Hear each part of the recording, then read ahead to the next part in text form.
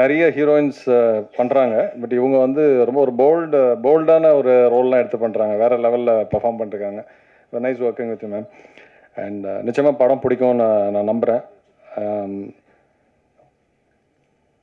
என்ன ரொம்ப சார் இந்த அந்த 4 கதையில் வந்து நம்மளது பயங்கர போல்டாக நிற்கும் அப்படின்ட்டு ரொம்ப ஸ்ட்ராங்காக இருந்தேன். அப்புறம் மற்றதெல்லாம் கொஞ்சம் கேட்கும்போது பார்த்தா பயம் வந்துடுச்சு. ஐயோ நம்மளதோட இன்னும் அவங்களது நல்லா இருக்குமோன்ற மாதிரி.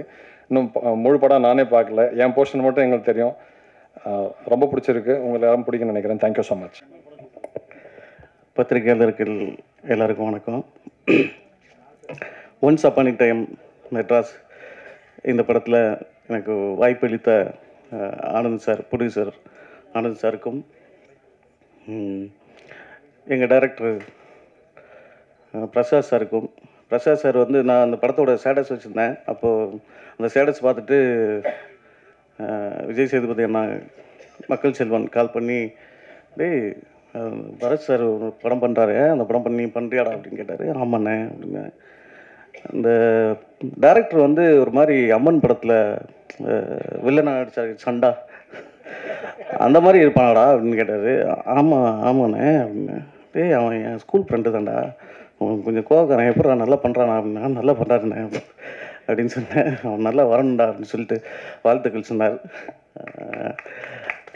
வாழ்த்துக்கள் சார். எனக்கு வாய்ப்பு அளித்ததுக்கு நன்றி சார். பரத் சார் கூட நடித்ததில் ரொம்ப சந்தோஷம். ரொம்ப ஹம்புளாக அந்த ஒரு சாங் வரும், அதில் வந்து துப்பாக்கி வச்சுட்டு ஒரு பாட்டு பாடுவேன். ஐயோ உன் சுருக்கில் கண்ணை வச்சேன். அதை ஃபஸ்ட்டு டேரக்டர் வேண்டான்ட்டார். இல்லை கொஞ்சம் அது பரத் சார் இல்லை நல்லா இருக்குங்க அது வைங்க அப்படின்னு சொல்லிட்டு. Thank you sir. உங்கள் கூட நடித்ததில் ரொம்ப நன்றி. எல்லாருக்கும் நன்றி. தேங்க்யூ. எங்கேருந்து எனக்கு ஆரம்பிக்கிறதுன்னு தெரில. முதல்ல என்றைக்குமே ப்ரொடியூசர் தான் ரொம்ப இம்பார்ட்டன்ட். ஒரு படம் ஆரம்பிக்கிறது கண்டிப்பாக அதில் ஆனந்த்ஜிக்கு என்னுடைய மொதல் ஸ்டெப்க்கு என்னுடைய வாழ்த்துக்களும், அதே போல் இந்த படத்தில் எனக்கு வாய்ப்பு கொடுத்ததுக்கு நான் நன்றி தெரிவிச்சுக்கிறேன். இந்த படத்தில் நடித்த அத்தனை ஆர்டிஸ்ட்டும் சரி, ஏன்னா நான் ஆல்ரெடி பார்த்துட்டேன். உண்மையிலே இந்த படத்துலேருந்து பரத் சார் வந்து இன்னும் ரொம்ப எல்லாருக்குமே பிடிக்கும். அதுபோல் மற்ற ஆர்டிஸ்ட்டும் சரி, ஹீரோயின்ஸ் 2 பேருமே வந்து ரொம்ப பர்ஃபார்ம் பண்ணாங்க. ஷானும் சரி, அவர் ஃபஸ்ட் மூவி மாதிரியே தெரில. அதே போல் எங்கள் சினிமாட்டோகிராஃபராக இருக்கட்டும் காளிதாஸ்ஜி, ஏன்னா அவர் தான் என்னோடய எபிசோடில் எடுத்தார். அப்புறம் மற்ற மியூசிக் டைரக்டராக இருக்கட்டும், எல்லாருமே இந்த படத்தில் வந்து பார்த்திங்கன்னா ரொம்ப அருமையாக பண்ணியிருக்காங்க.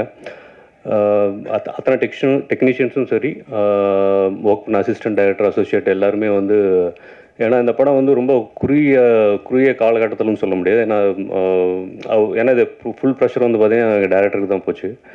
ஸோ அந்த காலகட்டத்தில் இவ்வளோ ஒரு அருமையான படம் கொடுக்குறதுல வந்து ஒரு சாதாரணமான விஷயமே இல்லை. பிரசாதை பற்றி சொல்லணுன்னா, இந்த படத்துக்கு ஃபர்ஸ்ட் லைன் பொள்ளையார் சொல்லி போட்டதுலேருந்து நான் கூட ட்ராவல் பண்ணிகிட்ருக்கேன். மேபி நாங்கள் லாக்டவுன் டைமில் ஆரம்பிச்சுன்னு நான் நினைக்கிறேன். இது வந்து எங்கெங்கேயோ ஒரு கதையாக ஒவ்வொரு பாட்டாக உருவாகி நிறைய ப்ரொடியூசர்ஸ்கிட்ட போய் கடைசியாக வந்து ஆனந்த்ஜிகிட்ட வந்து நின்றுது. இந்த படத்தில் வந்து பார்த்திங்கன்னா ஒரு கட்டத்தில் நானே இந்த ப்ராஜெக்டில் இல்லை. அப்புறம் பிரசாத் தான் வந்து அந்த கேரக்டர் வந்து நீங்கள் கூட இருக்கணும் ராஜி அப்படின்னு சொல்லிட்டு எனக்காக அந்த கேரக்டர் வந்து எனக்கு டெவலப் பண்ணி கொடுத்தாரு. இதுக்கு வந்து நான் வாழ்க்கையில் இந்த மேடையில் பிரசாத் நான் உங்களுக்கு என்றைக்குமே நான் வாழ்க்கை முழுக்க நான் நன்றியோடு இருப்பேன்னு நான் நினைக்கிறேன். அதே போல் எல்லாருக்குமே இந்த படத்தில் ஒர்க் பண்ண அத்தனை ஆர்டிஸ்ட்டாக இருக்கட்டும், எல்லாருக்குமே எவ்வளோ எஃபர்ட் போட்டிருக்காங்களா இருக்கட்டும், போட்ட ப்ரொடியூசருக்கு முதல்ல பணம் கிடைக்கணும். ஏன்னா அதில் ஒரு ப்ரொடியூசர்ஸ் மட்டும் இல்லை, 4 பேர் இருக்காங்க. பிஜிஎஸ்ஜிலாம் வந்து அவருடைய வில்லன் ஆக்டிங்லாம் வந்து பார்த்திங்கன்னா அவ்வளோ சூப்பராக பண்ணியிருந்தார். இதில் எல்லாருமே பார்வதி நேர் மேடமாக இருக்கட்டும், அவங்களுடைய இதுங்க எல்லாமே ஒவ்வொரு கதையிலையும் பார்த்திங்கன்னா ஒவ்வொரு எமோஷன் இருக்கணும். தலைவாசல் விஜய் சாராக இருக்கட்டும், இல்லை எல்லாருக்குமே வந்து அவ்வளோ எமோஷன்ஸ். இப்போ என்னோடய கேரக்டர் நீங்களே படம் பார்த்துருப்பீங்க. என்னோடது ஃபுல்லாக வந்து பார்த்திங்கன்னா அபிராமி மேடம் கூட தான் நிறைய வரும். ஸோ ஒவ்வொரு கேரக்டருக்கும் உண்டான எமோஷன்ஸ் வேரியேஷன்ஸ் வந்து அவ்வளோ வெரைட்டிஸ் ஆஃப் எமோஷன் வந்து இந்த படத்தில் காமிச்சிருப்பாங்க. கண்டிப்பாக இது வந்து எல்லா ஜனங்களுக்கும் போய் சேர்கிறதுக்கு அதுக்கு நீங்கள் தான் வந்து முழுமையாக சப்போர்ட் பண்ணுவீங்க நான் நம்புகிறேன். நான் ஒவ்வொரு படம் என்னோடய படங்கள் ரிலீஸ் டைம்லேயும் நான் உங்கள்கிட்ட தான் நான் எப்பயுமே நான் கேட்பேன். ஸோ இந்த மாதிரி படங்கள் வந்து கண்டிப்பாக எல்லாத்துக்கும் பிடிக்கிற மாதிரி நீங்கள் தான் கொண்டு போய் சேர்க்கணும். உங்களால் முடிஞ்சால் மட்டும்தான் என்ன மாதிரி கலைஞர்களுக்கெல்லாம் அடுத்து படங்கள் பண்ணுறதுக்கு வாய்ப்புகள் நிறைய கிடைக்கும். ஸோ அந்த நம்பிக்கையில் இன்றைக்கும் உங்களுடைய அன்புக்களும் வாழ்த்துக்களும் என்றைக்கு இருக்கும்னு நான் நம்புகிறேன். வாய்ப்புக்கு நன்றி. மறுபடியும் ஆனந்த்ஜிக்கு நன்றி, என்னோடய ப்ரொடியூசர்ஸ்க்கு எல்லாருக்கும் நன்றி, பிரசாத்க்கு நன்றி, எல்லாருக்கும் நன்றி. தேங்க்யூ. இறைவனுக்கு நன்றி. ரொம்ப பெரிய முயற்சி இது. நாங்கள் போன 2 மாதத்துக்கு முன்னாடியே ரிலீஸ் டேட்டை ஃபிக்ஸ் பண்ணிவிட்டு இங்கே இந்த மேடையில் தான் அனௌன்ஸ் பண்ணிட்டு போனோம். கண்டினியூஸாக பெரிய படங்கள் வந்துக்கிட்டே இருந்தது, ஸ்க்ரீன்ஸ் கிடைக்கவே இல்லை. ஸோ மேஜராக நாங்கள் எதிர்பார்க்குற அட்லீஸ்ட் ஒரு 150-200 ஸ்க்ரீன்ஸ் போடணும்னு பார்த்தோம். பட் அது பாசிபிளே இல்லை.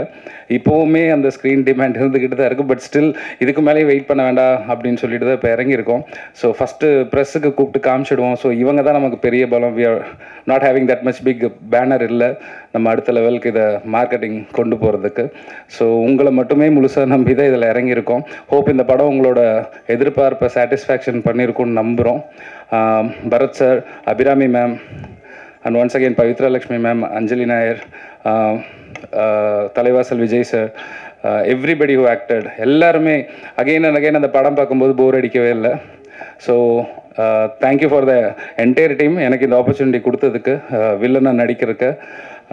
Hope this film will be the one of the best peak of 2024 at the year and நெருங்கிட்டோம். Let us hope a very good result. எங்களுக்கு மிக மிக மிக உண்மையான நேர்மையான ஒரு கருத்துக்களை கொடுத்து இந்த படத்தை வெற்றி பெற செய்யுமாறு தாழ்மையுடன் கேட்டுக்கொள்கிறோம். நன்றி. நீங்கள் ட்ரெய்லரில் பார்த்தீங்கன்னா தெரியும்னு நினைக்கிறேன். ஆக்சுவலி கௌரினா அதை குறிக்குதுன்னு அவங்களே அவங்களே எடுக்க சொல்லிட்டாங்க. அப்புறம் சையத் அவர் இருக்கார் இல்லையா, அவர் வந்து ஒரு காவி ட்ரெஸ் மாதிரியான ஒரு ட்ரெஸ் போட்டிருப்பார். எங்களோட படம் நாங்கள் ஒரு டேட் அனௌன்ஸ் பண்ணோம், அது டிலே ஆகிடுச்சு. அந்த காவி ட்ரெஸ் போட்டுட்டு இருக்கக்கூடாது, ஏன்னா அவர் வந்து அந்த படத்தில் அவர் ஹிந்து, பரத் சார் ஒரு அப்படின்றனால அந்த இந்து காவி ட்ரெஸ் போட்டு அவர் வில்ல, அதுக்காக நீங்கள் அவர் ட்ரெஸ்ஸை மாற்றுன்னு சொல்லிட்டாங்க.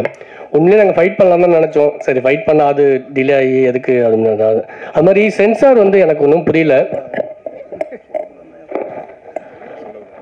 சென்சார் வந்து எனக்கு சினிமாவே பார்க்க மாட்டாங்க. ஆனால் பெரிய படங்களுக்குலாம் அப்படி எதுவும் பார்க்கறது இல்லை. ஆனால் சின்ன படங்களுக்கு மட்டும் நிறைய விஷயங்கள் சினிமாவை பார்க்க மாட்டாங்க. அது என்னென்னு தெரில. எங்கள் படத்துக்கும் அப்படி நிறைய பண்ணியிருக்காங்க. இனிமேலாச்சும் சென்சார் போர்டு வந்து சினிமாவை பார்க்கணும். நிறைய படங்களில் முஸ்லீம்ஸில் கேரளா ஸ்டோரியா சம்திங் அதெல்லாம் பார்த்தீங்கன்னா அங்கே முஸ்லீமை தப்பாக காமிச்சிருப்பாங்க. அப்போ அதுக்கு எதுவுமே சொல்லலை. ஆனால் இங்கே ஒரு இந்துவை தப்பாக காமிச்சிட்டாங்கன்ற மாதிரி சொல்லி அவர் ட்ரெஸ்ஸை மாற்றலாம் சொல்லிட்டாங்க.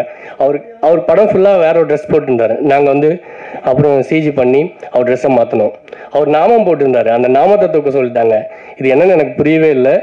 மறுபடியும் சொல்கிறேன், சென்சார் போர்டு வந்து சினிமாவை பாருங்கள். தேங்க்யூ. இந்த படம் பேசுகிற ஒரு விஷயம் என்னென்னா, பிறப்புக்கும் எவ்வுயிருக்கும் அப்படிதான். அதுதான் இந்த படத்தோட அடிநாதம். இந்த டைரக்டர் வந்து முதல்ல எனக்கு கதை சொன்னாங்க. அது அவருக்கு ஞாபகம் இருக்கான்னு தெரியல. கதைகளில் சில விஷயங்கள் நானும் சொன்னேன். இதில் வந்து ஒரு பிறப்பு நடக்கும்போது நடைபெறுகிற ஒரு குறை, அது வந்து ஆணுக்கும் பெண்ணுக்கும் இல்லாமல் பிறக்கிற ஒரு குறை. அடுத்தது வந்து பிறந்த பிறகு நடக்கிற ஒரு குறை. அதுக்கப்புறம் வளர்ந்த பிறகு அவனுக்கு தேவைப்படும் போது அவன் ஏற்படுத்துகிற ஒரு குறை. அதுதான் இப்போ பரத் சார் பண்ணியிருந்தது. இந்த மாதிரி எல்லா குறைகளையும் கடைசியாக என்ன நிவர்த்தி பண்ணுகிறது, எந்த மாதிரியான முறைகள்லாம் அவங்க அணுகி அதுக்கு முடிவு தேடிக்கிறாங்க அப்படிங்கிறது தான். வன்முறைன்னு நிறைய பேர் கேள்வி கேட்டீங்க. நடக்கிற ஒரு வன்முறைக்கு இன்னொரு வன்முறை பதிலாகுது. ஏற்கனவே அவங்க நம்ம மீது ஒரு அம்பை எய்தும்போது நம்ம பதிலுக்கு ஒரு அம்பு எய்தா அது வன்முறைன்னு நம்ம சொல்கிறோம். ஏற்கனவே அவன் எய்த அம்பை வந்து நம்ம மறந்துடுறோம். ஒருத்தன் நம்மளை பாதிக்கப்பட வச்சான், அதனால் நம்ம இன்னொரு பாதிப்பை ஏற்படுத்தணும் அப்படிங்கிறது தான் அந்த படம் பேசுது. ஸோ உங்களோட முழுக்க சப்போர்ட்டை எங்களோட ஆனந்துக்கும் நான் உதவியாளர் சொல்லணுமா தம்பி, சரி என்னோட தம்பி கேஎஸ்கே செல்வா அவர்களுக்கும் மற்றும் நம்மளுடைய ஐயாவளி ஜெகன் அவர்களுக்கும் இது மிகச்சிறந்த ஒரு பதிவாக இருக்கணும். நம்ம பத்திரிகையாளர்கள் தரப்பிலிருந்தும் பத்திரிகை தொடர்பாளர்கள் தரப்பிலிருந்தும் நிறைய தயாரிப்பாளர்கள், நிறைய இயக்குனர்கள், நிறைய கிரியேட்டிவ் சைடில் நிறைய வரணும்னு என்னோட ஆசை. ஏன்னா எல்லாரும் அந்த கனவுகளோட தான் ஊர்லேருந்து கிளம்பி வந்திருப்போம். நான் நடிக்கணும்னு கிளம்பி வந்தேன். அது ஒரு பாடி பில்டரோட நின்று போச்சு. அதனால் இங்கே இருந்து யாரையாவது தேர்ந்தெடுத்தீங்கன்னா ரொம்ப நல்லா இருக்கும் அப்படின்னு நம்மளுடைய திரையுலகிற்கு ஒரு வேண்டுகோளை வைத்து இவ்வளவு நேரம் காத்திருந்த அன்பு நண்பர்களுக்கு என்னோட நன்றிகளை தெரிவித்துக் கொள்கிறேன். உங்களுக்கு ஒரு 34% பிடிச்சதுன்னா ஒரு 40 மார்க் போட்டு விடுங்க. தேங்க்யூ.